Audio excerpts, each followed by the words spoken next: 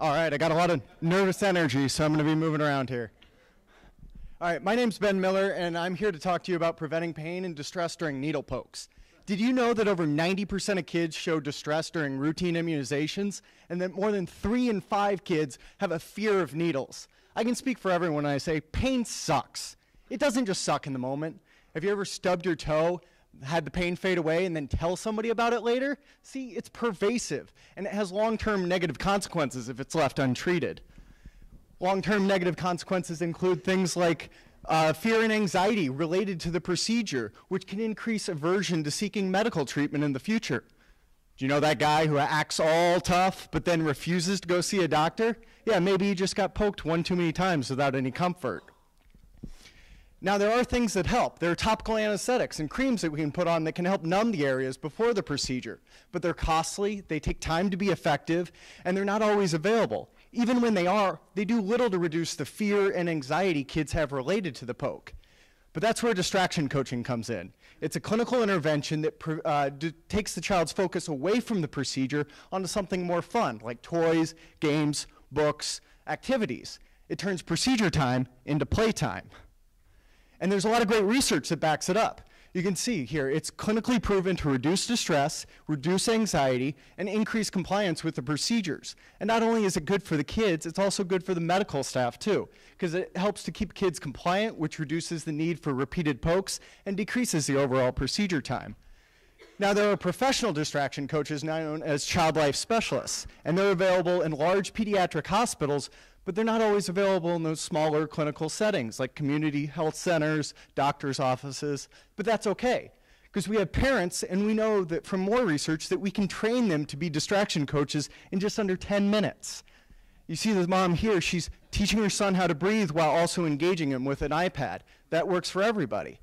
Now, child life specialists, they carry around a whole bunch of toys like bubbles and light spinners and stress balls, I Spy books, and Where's Waldo.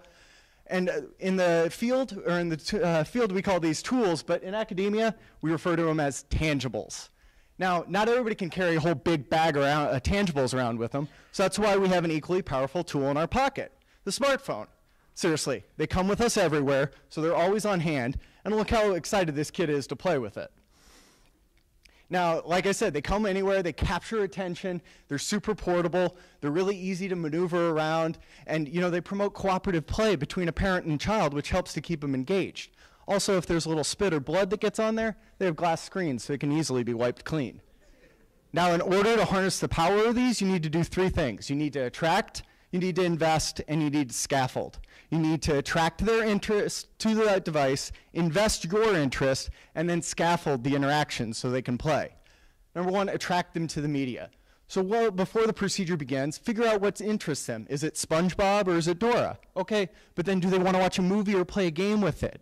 While you're figuring that out, find it on your device, and before the procedure begins, you can see what's there.